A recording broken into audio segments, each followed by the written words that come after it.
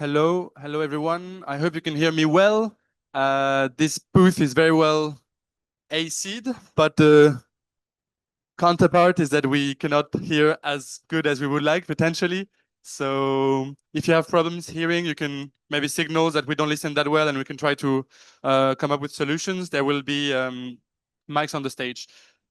The way this session is going to go is that we're going to show you an introductory video on star centers, which will be roughly 5 minutes.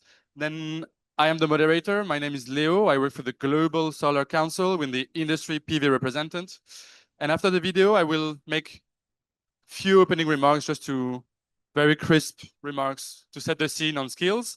And then we will begin with the panel and first, let's say, opening note from Benoît Faraco, who's the French climate ambassador.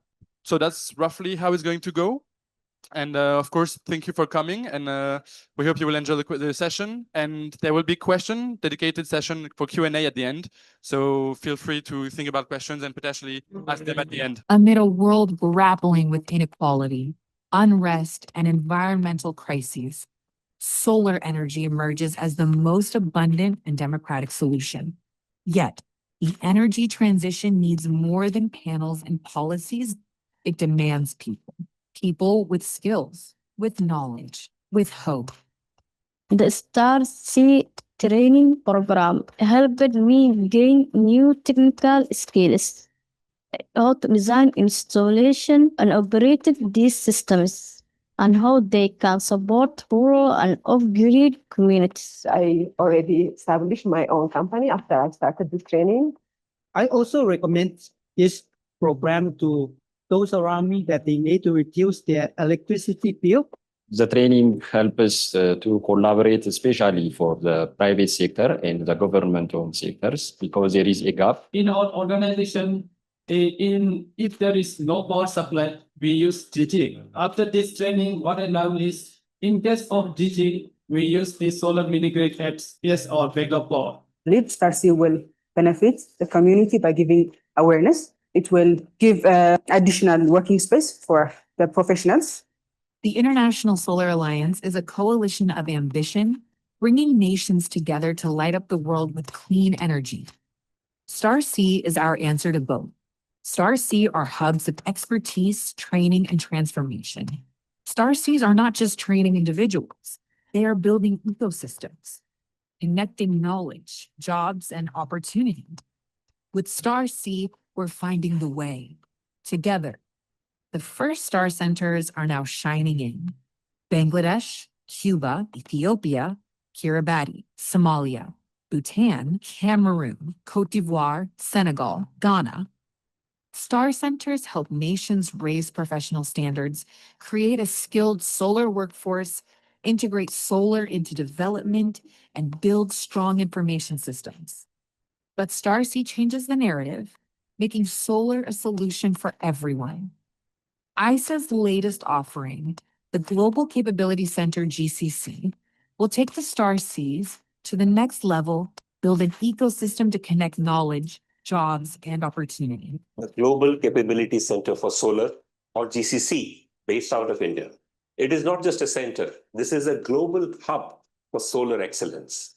A hub connecting national centers of excellence that we call Star Cs, and an ecosystem for fostering innovation, capacity building, and global cooperation.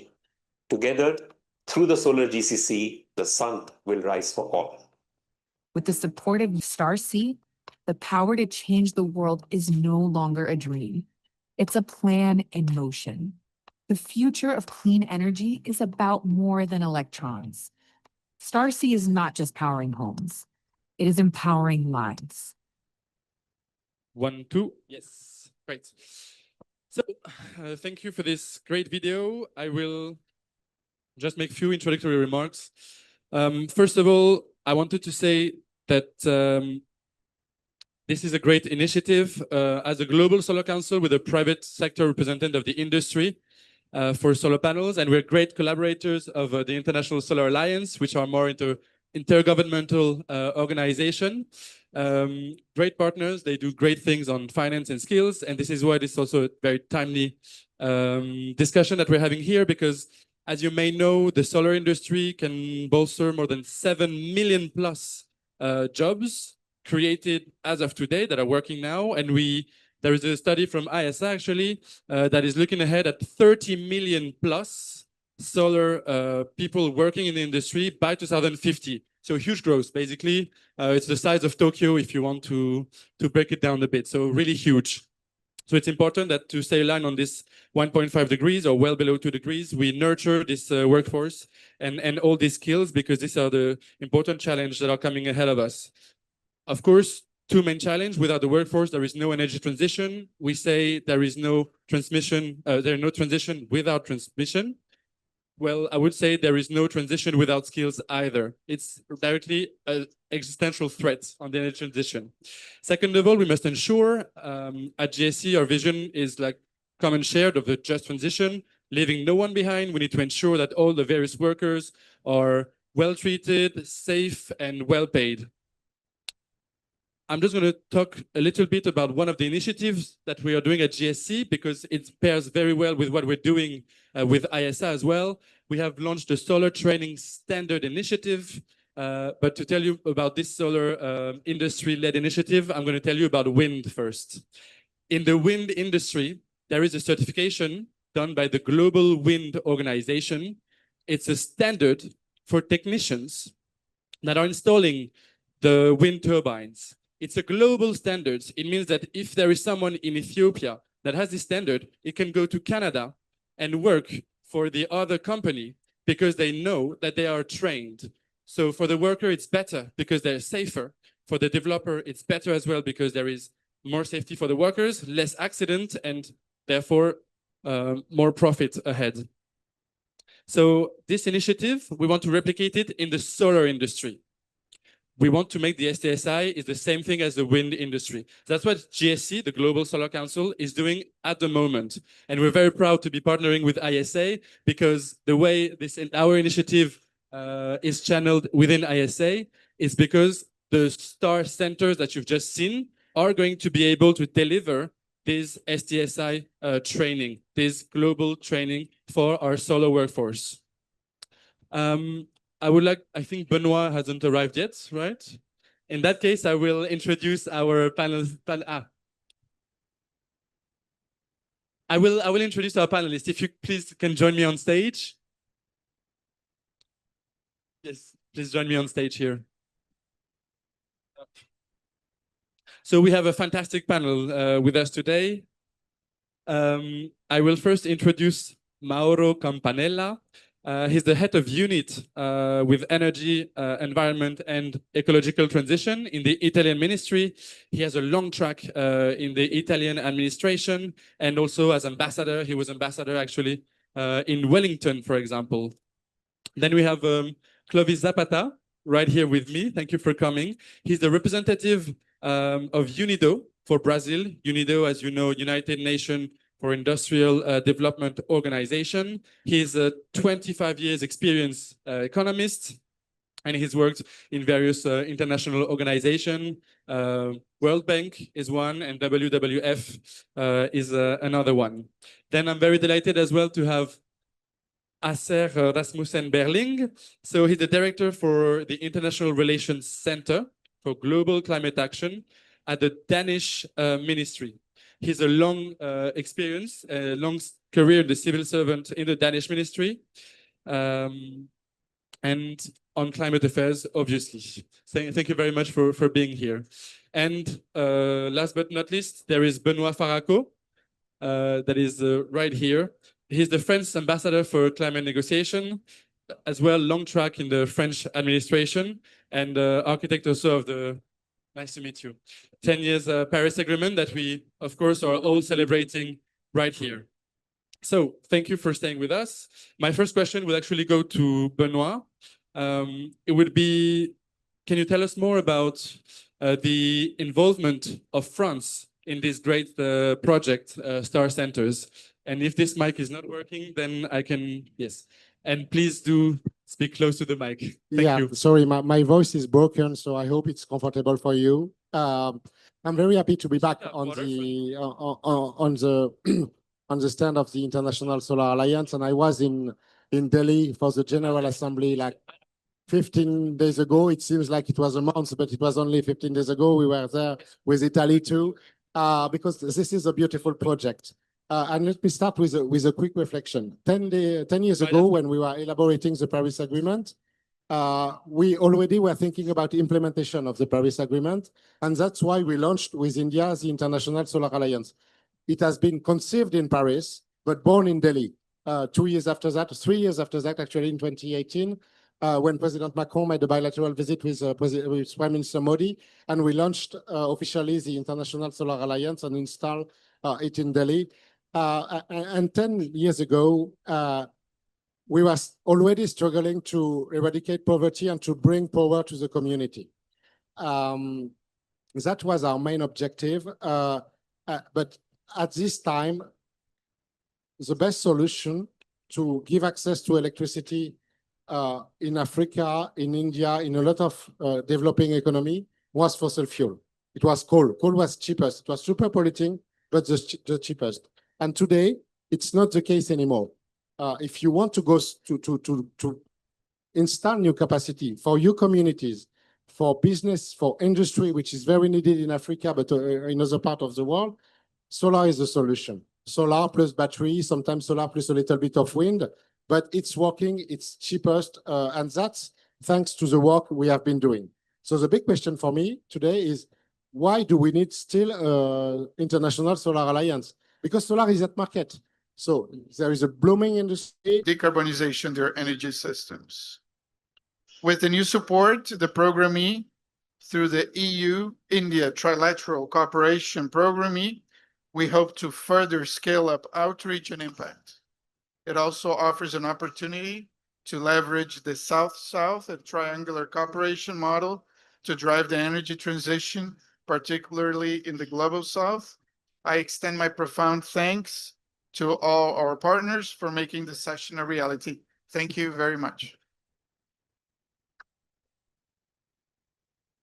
Thank you, Clovis. Indeed, you touched upon very important topics. I noticed the call on sustainable development goals of energy access. Indeed, in sub-Saharan Africa, you still have the vast majority of persons that do not have access to electricity, 600 million people, and solar will be instrumental in lifting them out of this condition. And of course, you touch upon the Nairobi Declaration with quintupling the renewables. It calls to quintupling the renewables by 2030 in Africa. And of course, capacity building as well, which is at the heart of StarC, which allow me to turn towards Mauro. We talked about the French contribution already. What can you tell us about in Africa, especially in Ghana, Ivory Coast, Ethiopia, and Somalia, which are the 4 countries where we we targeted. Because as you know, we as a country, we are looking into we have a very cooperative approach towards African countries. As you know, we have a broader plan, which is called a Matei Plan for Africa, that we are carrying on. And within this plan, we are investing on our national climate fund, which 70%, approximately 70% is dedicated to African countries. So the fact that, as we stated during the ISA assembly in a couple of years, we have reached 1,000 gigawatts of capacity, of solar capacity, gives us a number that underlines the importance of this technology. And I underline the technology because it's not only about installing solar panels. It's about, of course, managing solar power and giving the ownership and the know-how on how to manage this technology. Just to say that on how the importance we give to solar technology, Italy has the only gigafactory of solar panels in Europe, which is in Sicily, that has a production capacity of about 3 gigawatts per year. This is a new technology. We are investing in technology, and we believe that also that European technology can give its contribution on the energy transition process. And let me say that, as you know, if we expect to double, as I read in my notes, between now and 2030, the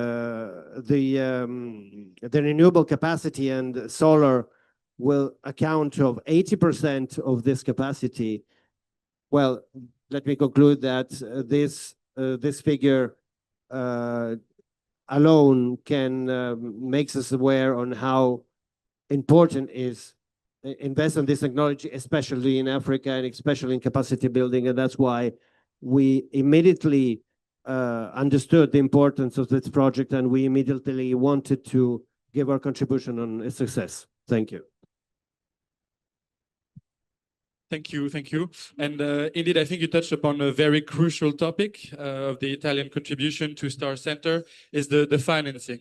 Finance is a key issue, especially in emerging markets. And Benoit, if I can have one last question with you, if that's fine. Pertaining to this question of finance and also Star Center capacities. And we know that in order to develop massively solar and to reach our target under the GST, which is tripling renewable by 2030, we will need to have a lot of investments. When we look at the global picture right now, I do believe that all those guys, those companies who are investing in the digital economy with growing and growing and growing, will need to support Star C in a way. Why? Because in the next 10 years, we will have data center with solar plus battery plus wind plus sometimes green hydrogen coming from solar as like the major sources for this growing demand on electricity. And it will be dispersed all over the world. Of course, I hope from a French perspective that we will have a lot of data centers in France because it will be key in the international competition. I'm sure my Italian colleague will hope to have them too. But we will have data centers in India, we will have data centers in Africa. And so we will need the capacity. And I think that we should engage with those companies in order to provide more and more private finance to not only investing into the infrastructure, but also investing in skills, and they could become reliable partners for projects such as Star C.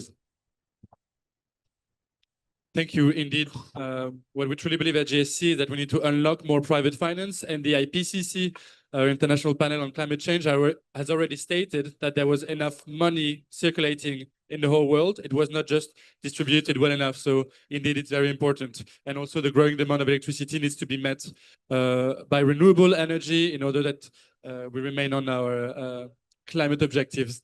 Acer. So from the Danish ministry perspective, there is this Star C Center is implemented through universities as well.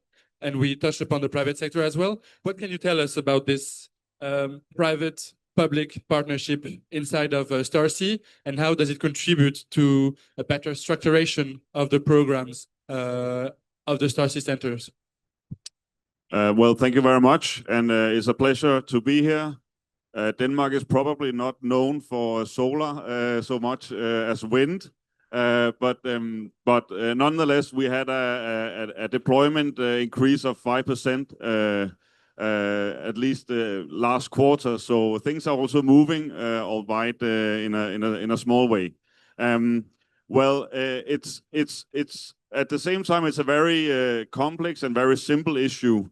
I think.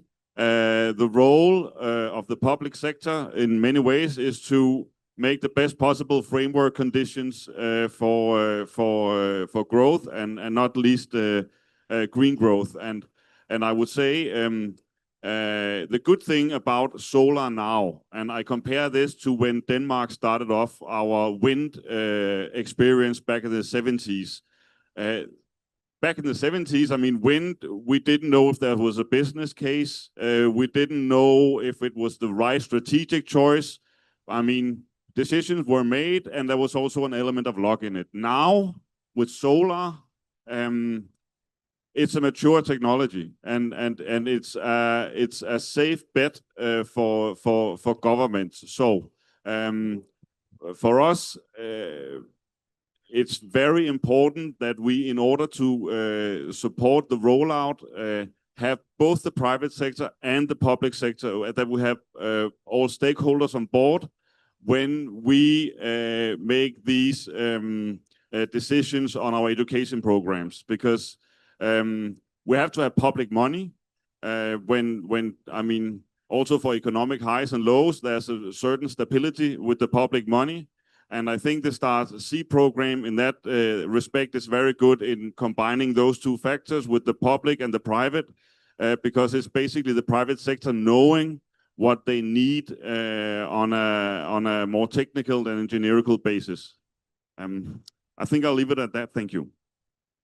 Thank you. Indeed, I think, yes, as you're right, the partnership between private and public is extremely crucial, especially because the STAR-C centers that have flourished in Senegal, for example, they will benefit from this money for 2 years, and then they will have to be sustainable on themselves. They have to have their own revenue streams so that they become sustainable, and it doesn't just stop when the lack of public money is here. So this is one of the main challenges of these centers. And actually, UNIDO has launched a program already, which is called the Global Network of Regional Sustainable Energy Centers. It's a broader initiative than STAR-C. But I wanted to ask Clovis, can you remind us more specifically of what these centers are and what this initiative of UNIDO is, and maybe how it can inspire STAR-C, STAR centers in their rollout? Well, thank you very much. I think that most of the work that UNIDO does is to provide support to member states to implement activities which make sense both for the public sector as well for the private sector. Specifically, the project is focused on expanding a network. And the idea is really to provide support to the STAR-C initiative. The rollout of this has started in 2022 with a few countries that have been involved, with some very relevant results, both in terms of training, but also in terms of quality infrastructure frameworks, in terms of training curricula that was set up, as well as gender and social inclusion strategies that have been set up for these centers. So at the moment, we have 10 STAR centers that are receiving support, and the idea would be to extend this up to 50. So this is the general idea of the proposal. And naturally, for us, it's very important to fully understand the entire supply chain of that specific technology to really see which are the main barriers that are necessary to be overtaken. So then the technology, after the support finishes, after the project's finished, the countries are able to really take it forward by themselves. And naturally, one of the main issues is training and the qualification of the people that are going to be working with that technology.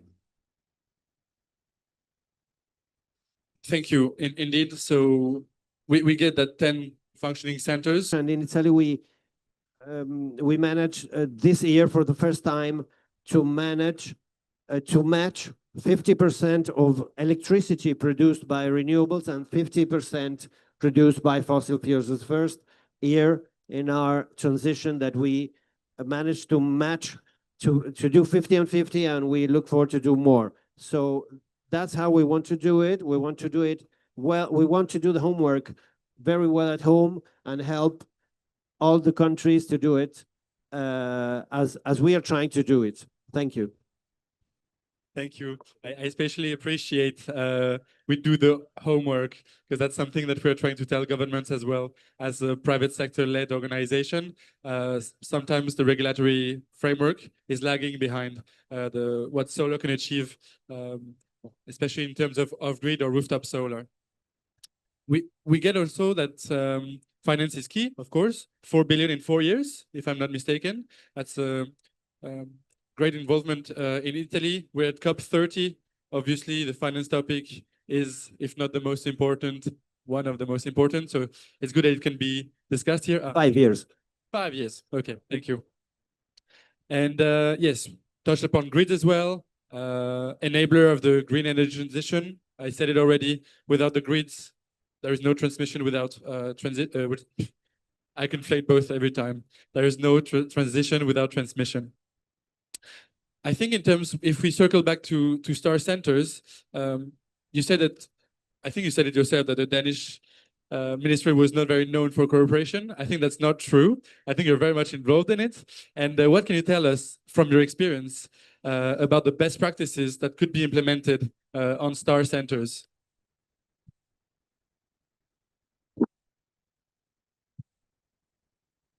Oh, that's a big question, but no. Good luck. Thank you so much. I think I mean, number one is just continuous dialogue with all stakeholders all the time. I think, I mean, that's basically the main thing. And when it comes to our own experience in Denmark, I mean, we wouldn't have had the sort of green front-runner industry that we have without that close dialogue in the same way.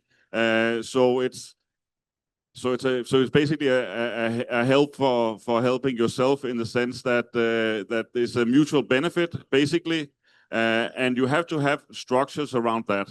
In a Danish case, we have at our technical universities and sort of our other skilling schools, we have we have boards that are comprised of both public and private sector representatives, and in this way, sort of the more corporate approach is very useful in that regard.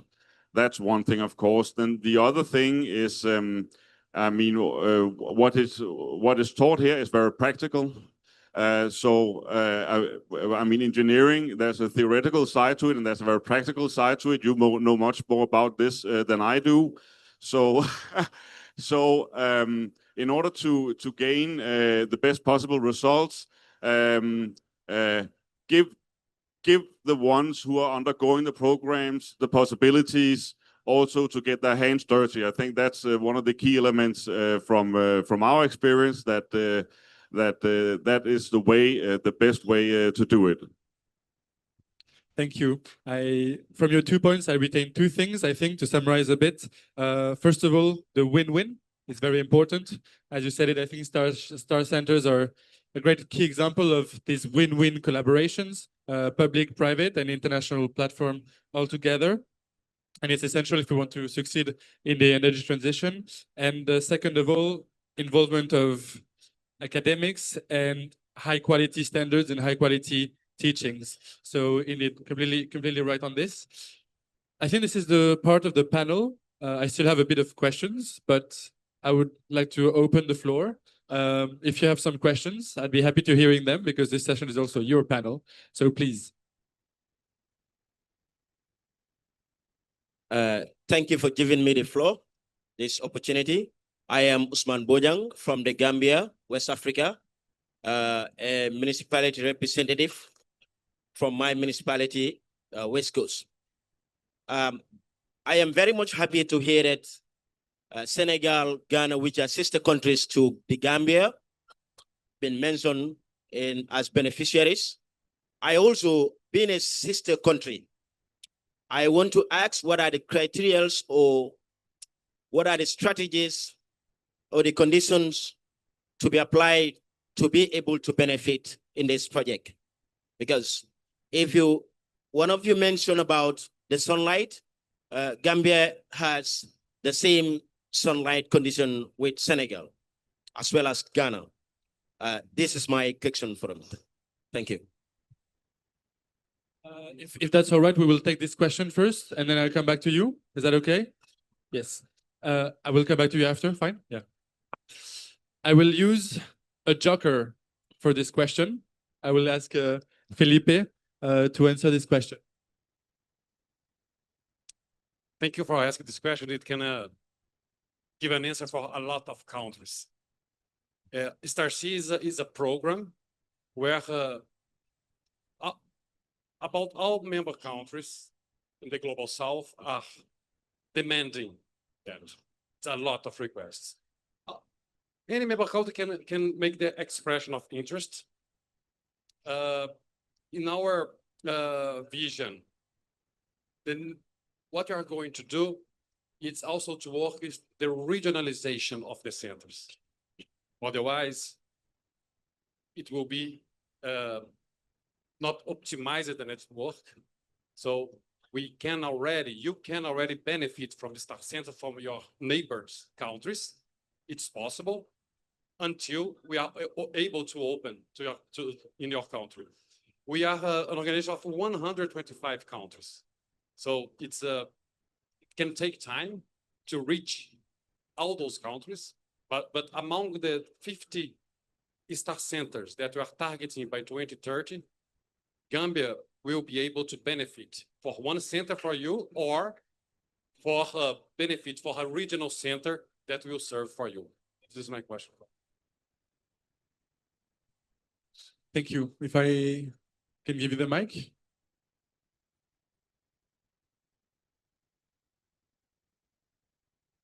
Thank you very much. I am Mount Jao Jallo, from a delegate from Gambia. He's my colleague. We are all representing the same municipality. Okay, what we are also interested in, we heard that you are talking about capacity building. So this is something that also caught our eye, and then we will be very much interested to know what are the opportunities or what are the accessibilities to access it, how capacity building can be, how we can be capacitized to understand, especially the technology that you are talking about. Thank you. Do you want to take it? Or? I think can you please repeat the question? Can you repeat, please? Yes, what I was saying is we are also interested in the capacity building, because he was delivering here, mentioning something like capacity building, and this is what they offer to people. And this is, and that one also, we are also interested, especially in capacity building. We are talking about technology, and you are talking about the sun. Africa, we are having a sun, especially us in the Gambia. Out of the 12 months, we only have 3 months rain. The rest, we have 9 months sun. So I think we can also be part of it. And this capacity building also, it will be very much important to our people. Well, first of all, thank you very much for recognizing the importance of capacity building and the role of StarC. And again, for all member countries of ISA, they have the possibility to have an Star Center, but capacity building, we don't need to do only through Star Centers. We can create programs for trainings that are also not based only in a physical center. The Star Center provides a benefit for the hands-on capacity due to thanks for the equipments that are installed, but capacity is larger than StarC. That's my first question. The second point is the relevance of the capacity building plan for your country. It's very important also, in which it's one of the pillars for our vision, is to develop country partnership strategies in which the capacity building plan will be streamlined and planned accordingly with the strategy of your country. This is to make also the implementation more effective and ensure that the people that are trained, they will have an opportunity of job or even for entrepreneurship. So this is a part of a complete ecosystem of our vision of ISA. But any country can express the interest in and request ISA to promote capacity building activities, including StarC. Hope it's clear.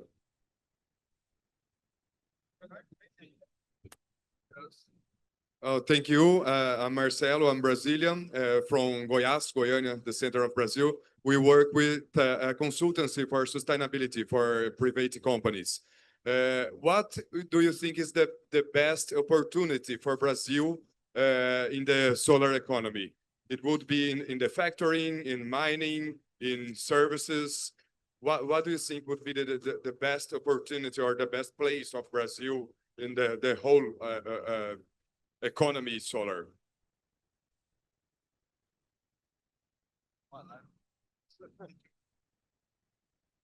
All right, if you'll allow me, I will answer this one very briefly. Various things. First of all, one key thing to highlight is the fact that when we talk about jobs in the solar industry, 80% is in sales, marketing, and installation. Manufacturing is actually done mostly by robots. And although it's a very key geopolitical debate that we need to address altogether, the vast majority of the jobs are in sales, marketing, and installation. So for Brazil, this is something that you can think about already. If you want to maximize job, then maybe focus on these key segments. Second of all, it really depends on the strategy of the country itself, because solar is versatile and can answer various conditions. If you've seen Pakistan, for example, there was a huge spike in energy prices, and the people that were living there decided to buy a lot of solar panels, 17 gigawatts. It is enormous. It is half of what Australia installed in 25 years. And that was in only a year. And this is because solar can slash electricity bills. So if you have high prices in Brazil, it is possible to install more rooftop solar.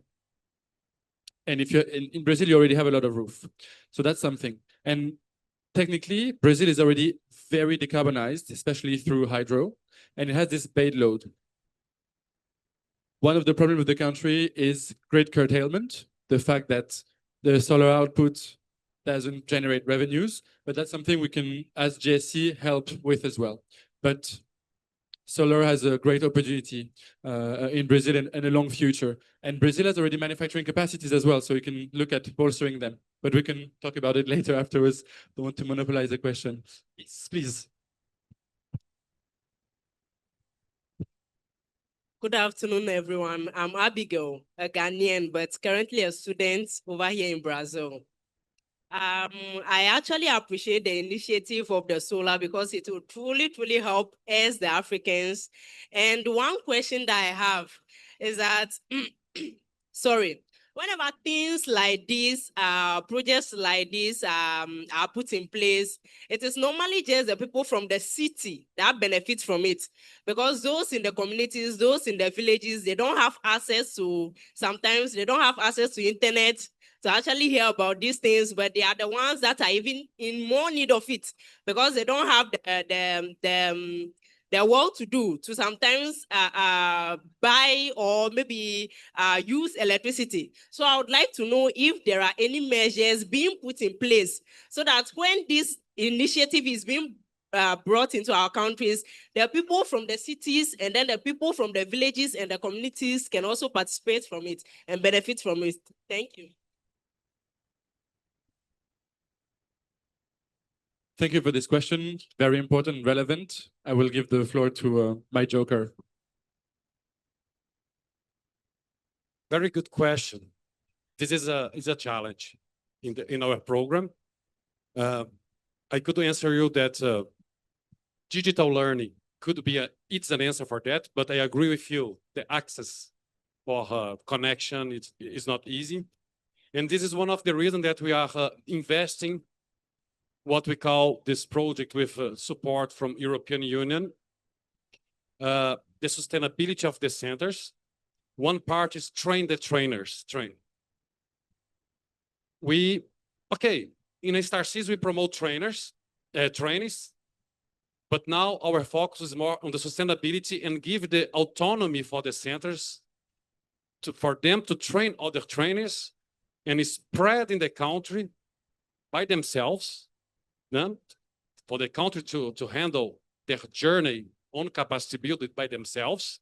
So the best people to do that is the local institutions to spread around the country. For ISA, it's very difficult from our headquarters in New Delhi to know your country. So our priority for the next years is to invest in train the trainers to spread in the country the StarSea programs, community oriented. It's a good question. Thank you very much. Moderator, I would suggest to get one more question, mostly, because Mr. Francesco will provide some closing remarks. Okay. Later today at this pavilion, there will be an event dedicated to Africa. So you can also attend this one. Is there one last question maybe? Otherwise, I will be happily giving the floor to Francesco. 1, 2, 3. All right, let's go. Please, Francesco, the floor is yours. Yes.